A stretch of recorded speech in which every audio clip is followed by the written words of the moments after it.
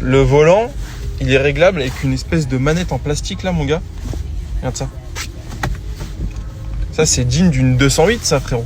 Sur une caisse comme ça, tu mets une colonne électrique. Bon, tu me diras, au moins, ça tombe pas en panne. Mais bon, Porsche, c'est fiable. Au niveau de l'électronique, c'est quand même rare qu'il y ait du... Tu vois, il y a certains trucs qui sont mal conçus dans cette voiture. Ça, c'est pareil. Je comprends pas comment on peut vendre des voitures à ce prix-là. C'est des trucs à la con, hein, mais comment on peut vendre des voitures à ce prix-là quand tu vois le niveau de développement de ces autos, l'argent que ça coûte. Faut vous dire que je pense, sans exagérer, hein, 1 an ou 1 an et demi avant que ça sorte sur le marché, t'as des mecs qui les utilisent au quotidien comme moi dans toutes les situations, dans des situations bien plus,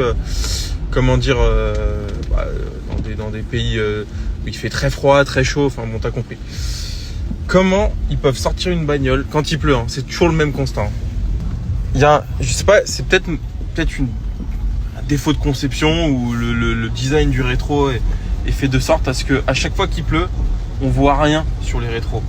Il y a une buée qui se forme, des petites bulles, peut-être la casquette du rétro qui empêche, j'en sais rien moi, l'évaporation.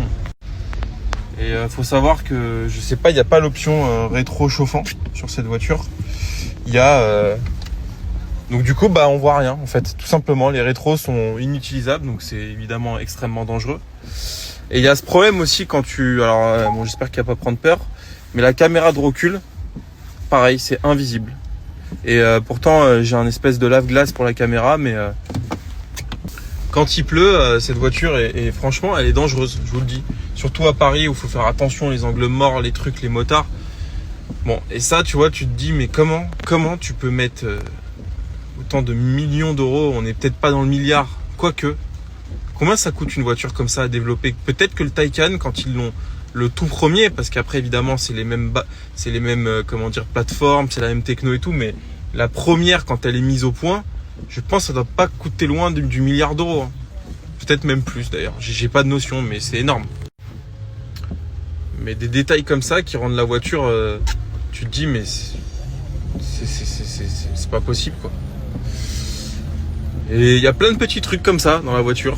Faudrait que je les énumère. Sinon c'est une voiture qui est fabuleuse. Hein. Mais il y a des trucs comme ça, tu te dis mais c'est pas possible. Genre un truc con. Tu vois, je vais te dire un truc con, mais tu vois, il y a ça.